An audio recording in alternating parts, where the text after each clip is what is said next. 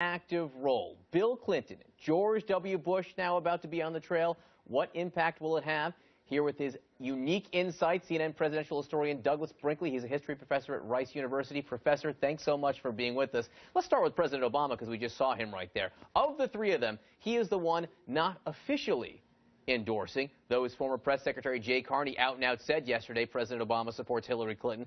President Obama has done interviews where he seems to go out of his way to say nice things about her, and now we learn from Hillary Clinton's people, Paul Begala, not officially with Hillary, pretty much with Hillary, tells us that we can expect to hear her speak much more about President Obama on the campaign trail, maybe as soon as tonight.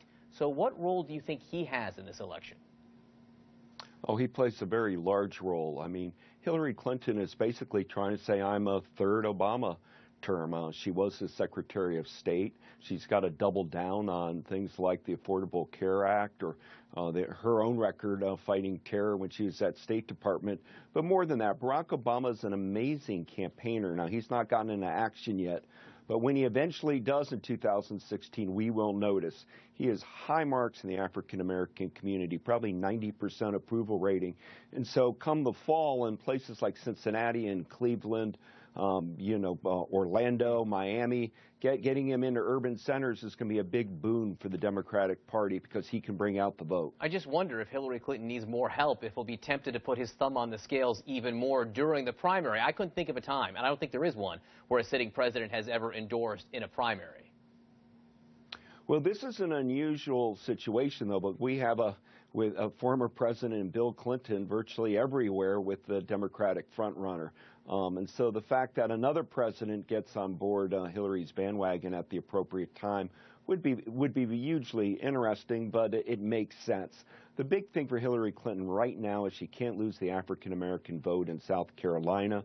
It's what's being really contested between her and Bernie Sanders right now. So if she could seem to have the president on her side, it's a help. So you mentioned Bill Clinton. The other former president we're about to see for the first time on the trail in the next 9 days is George W.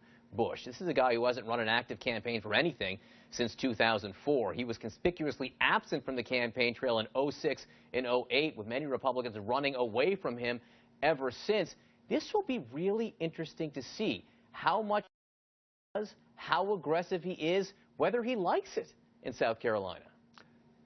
Well, it's going to be very interesting. I think the big mistake Jeb Bush has made is probably not activating his brothers sooner. He was so busy about trying to be his own man and not having the name Bush on his signs, just Jeb with an exclamation point. And he raised a lot of money and kind of stayed away from the family. But it turns out the family are his great assets. His mother, Barbara Bush, did a tremendous job in New Hampshire, and I imagine George W. Bush talking foreign affairs, national security, reaching out to the military in South Carolina, reminding people about 9/11 and how he responded.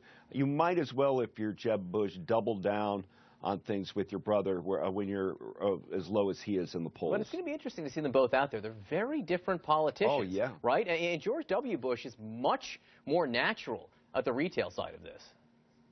Much more natural. It'll be hugely interesting. It'll be interesting to see if George W. Bush goes after Donald Trump or not, how often they work together in tandem. It's going to be a lot of photo ops of the two of them together. Or is George W. Bush going to be a little more of a surrogate going around on his own, trying to, stimulate people for the upcoming primary? It is going to be very unique. I would, Democrats still don't like George W. Bush, but in the Republican circle, 77% of the Republicans apparently say that George W. Bush is a hero to them. And that's what Jeb is leaning on. With Bill Clinton on the trail, with George W. Bush on the trail, do you think either of them will come under attack from primary opponents? I mean, Bernie Sanders refers to the Bill Clinton years in ways that sometimes aren't flattering. What about George W. Bush? Do you think any of the primary guys will go after him? I think they probably will and should, and Donald Trump might be the one to do it. Trump is unique in the way he's attacked Jeb Bush for his brother's war, the war in Iraq, the unpopular war. So there is a downside to having George W. Bush there. If Jeb Bush was high up in the polls, one wouldn't recommend it. But when you don't have a whole lot in the percentage points in your end, you might as well try something like this. It's going to be amazing. Two former presidents, George W. Bush and Bill Clinton, in the same state roughly at the same time. The specter of President Obama hanging in there as well. What an election. Douglas Brinkley, thanks so much for being with us. Hey, thank you.